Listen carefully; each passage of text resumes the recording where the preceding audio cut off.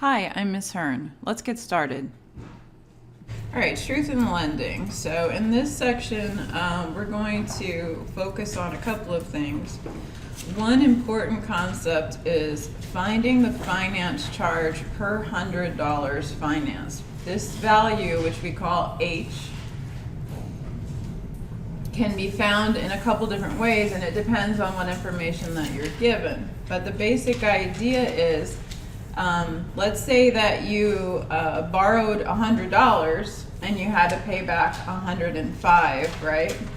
So how much is the finance charge per $100? $5, right? If you borrowed $300 and you had to pay $30 in interest, then how could you figure out what your amount charged per 100 is? So we're going to think about that, and we're going to work on that. The other thing we're going to talk about is the annual percentage rate, your APR, which is the percent of your loan that you pay each year. We use the annual percentage rate as a way of comparing loans. So it's important to us to know how much we're paying if we go with one loan company versus another. And then we're also going to use H. We're going to use H to find the annual percentage rate, and sometimes we're going to use the annual percentage rate to find H because they're linked. And then we're going to use H and the APR to find something called the unearned interest. This has to do with when you pay off a loan early. So these three values we're going to be looking at. Okay, so a little bit of history here. There was a law passed in 1968 called the Consumer Credit Protection Act, which a lot of times is referred to as the Truth in Lending Act. And it was passed in order to help consumers answer two questions. One, how can I tell the true interest rate a lender is charging? You've probably noticed as you're doing your homework that when you use simple interest at 5%, you're going to end up paying less interest, for example, than if you had continuously compounded interest at 5%. So it can be deceptive depending on the compounding period and some other factors, fees, how much you're actually paying in APR. So the law was one way of making lenders share with you a number that you could compare to other lenders, and that number is your APR. And then the second thing is, how much of the finance charged am I entitled to save if I decide to pay off a loan sooner than originally scheduled? In some cases you might not get anything back, in some cases you might get a lot back, and there had to be a set way of calculating that and determining that. All right, so in the Truth in Lending Act, they standardized the annual interest rate, what that means. So the annual percentage rate is denoted APR, and all sellers have to disclose the APR when you ask them. Usually nowadays it's just printed there, so you'll see two rates oftentimes, and one of them is the APR, and that's the one that you can compare to other lenders. All right, the table on, actually it's not page 707 because I made these slides a while back and I've edited them since then, but our new version of the textbook, I believe it's on page 751. Okay, on page 751 there is a table that gives the relationship between the APR, which is the true annual interest rate, N, which is used to denote the total number of scheduled monthly payments, and H, which is the finance charge per $100 of amount financed. See, in order to be able to compare loans, one person might have a loan for $100,000 and another person for $100. So what we had to say is, okay, let's just figure out how much you're paying in interest for each $100, and that way we could compare different loans. So APR, true annual interest rate, N is the total number of scheduled monthly payments, and H, the finance charge per $100 of amount financed. Just like the other formulas in this section, you're going to need to know what each variable represents. Okay, so here we go. Let's talk about this APR table. All right, so what we see here is that we have on the left side the number of monthly payments. Now this APR table is slightly different than the one in your book. The one in your book's a little bigger, but this is the one that I could fit on the slide. All right, so the number of monthly payments ranging from 6 up to 60, certain values, common values.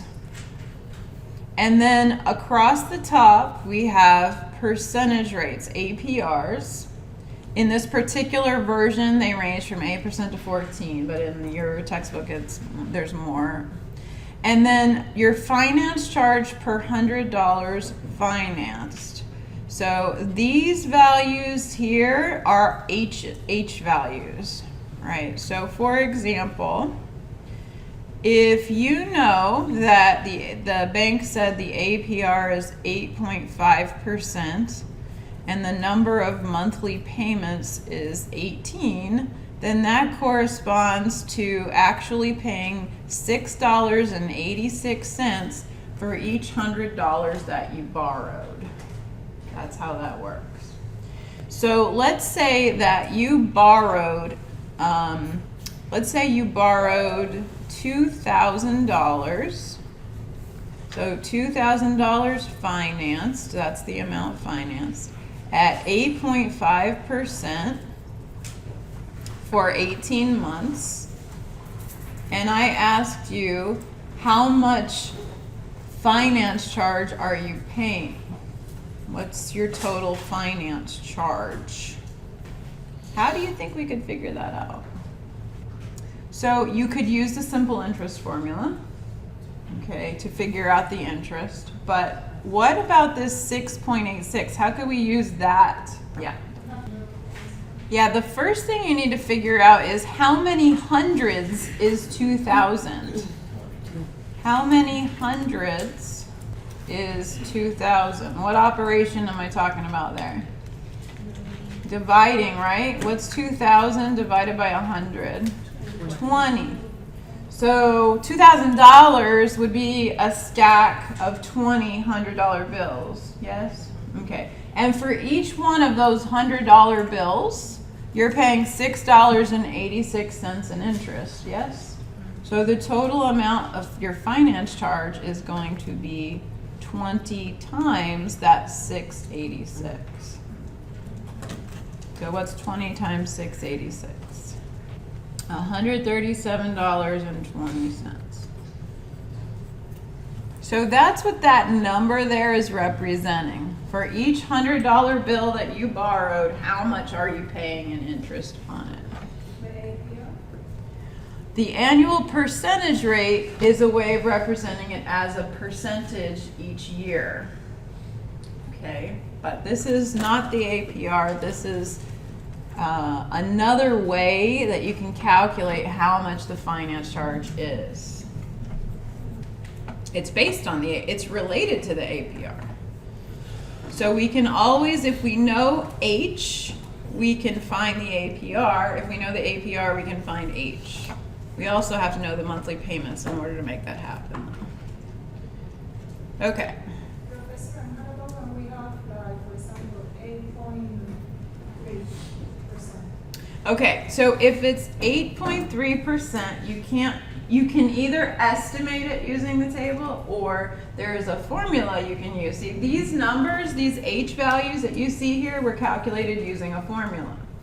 So the formula is big, and we will be looking at that formula in part 2 of this lesson. But whenever possible, you want to avoid the formula because it's just easy to make a mistake with such a large formula. So that's why the APR tables are better, right? Yeah. All right. Okay, so let's talk about this example. Find the APR for a $2,400 2-year add-on interest loan that had a finance charge of $288. So it's add-on interest, so it's simple interest. So we can use the APR table for this if it has what we need on it.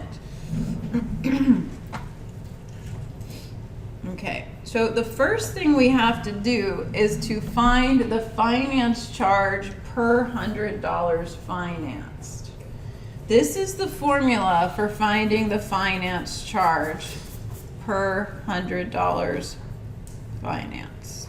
Okay, all you do is you divide the finance charge, which in this case was $288, by the total amount financed. You get a percent.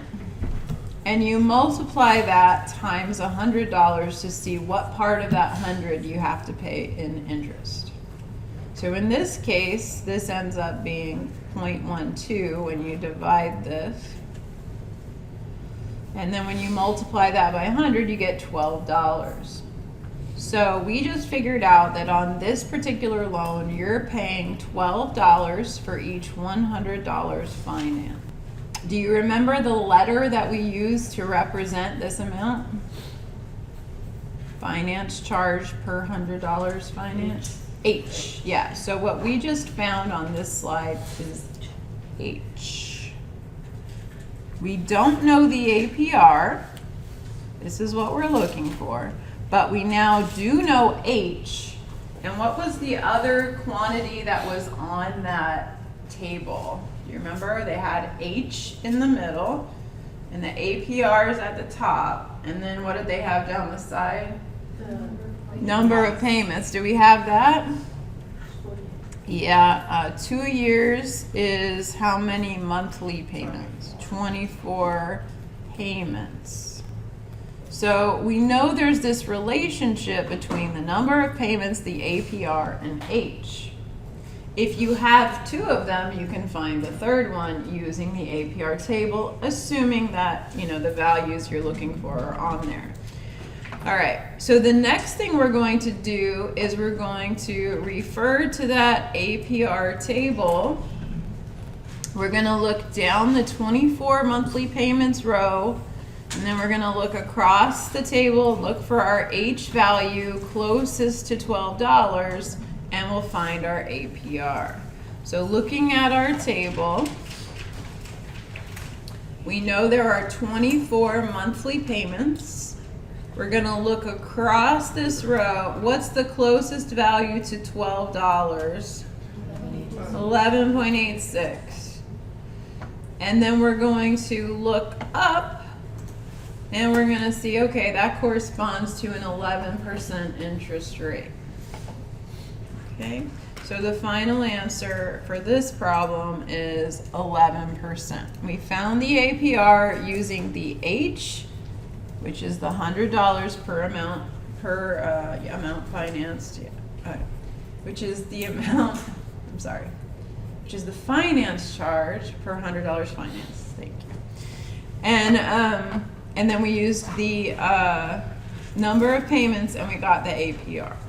Let's try another one. After a down payment on her new car, Yvette Freeman still owed $7,454.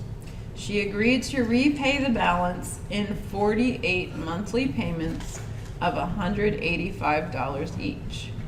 What is the APR on her loan? Question. Yeah, converted to months for the purpose of finding the APR from a table, yes. All right. What is the APR on her loan? All right, so what do you think we should do first in this problem? Any ideas? What are the three values that are on the APR table? There's the APR, obviously. And then what? H, which is the finance charge per $100 financed. And then the number of months of payments, right? Okay. So they're asking her to find the APR, and if we want to use the table, we're going to need H and the number N, the number of monthly payments. Okay, do we have either of those things? We have N, 48. Do we have H? Can we find H? Yes, we can. What, again, is the formula for finding H? Finance over amount, finance times 100. Very good. So we first find the finance charge. Now, they didn't tell us what the finance charge is in this case, right? We need to take, we want to find H, which is finance charge over amount financed times 100, but we don't have the finance charge. It just tells us the number of payments and the amount of each payment. Could anyone, without being told a formula, could you figure out what the finance charge is using that information?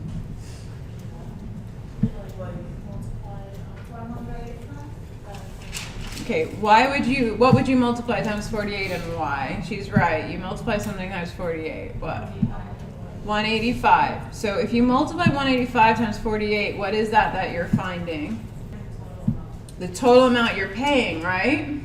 Okay, so that's going to include your base amount, your principal, your amount financed, and your finance charge, isn't it?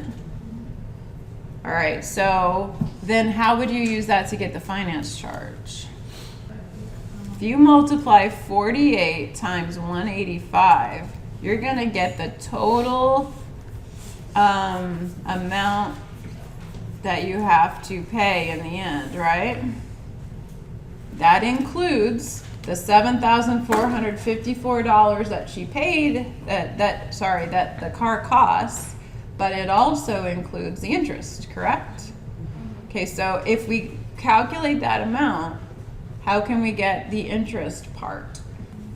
Yes, and then we're going to subtract the price of the car to get the finance charge. Does that make sense? So, no, they didn't. They will make you work your way around to things. Okay? All right, so let's erase this. Okay. So what you do to get your finance charge, in this case, since they didn't give it to you, is you multiply the number of payments, which is 48, times the amount of your payment. That product is going to give you the total amount that you have to pay for the loan. But if you subtract from that the amount financed, then what's left is the finance charge. Now, one important thing when you do this is to multiply first. Multiplication comes first. So what did you get when you multiplied 48 times 185? All right, so 8880. 8880. So that's the total amount that she's paying back to the company. And then if you subtract off what the actual price of the car was, you get that that means she actually paid $14.26 in finance charges and interest. Okay? All right, so that is the amount of finance charge. And what did we say we were going to use that for? To find H. That's right. So remember, H is the finance charge divided by the amount financed times 100. So at your desk, find H. Amount financed is 7,454. That is the amount, the price of the car after her down payment was taken into consideration. Okay, so if you divide the finance charge by the amount financed and multiply by 100, that's 1426 divided by 7,454 times 100. You get $19.13. Is that what you got? Yes. Okay. And again, what letter represents that? H, right? We just found H. All right.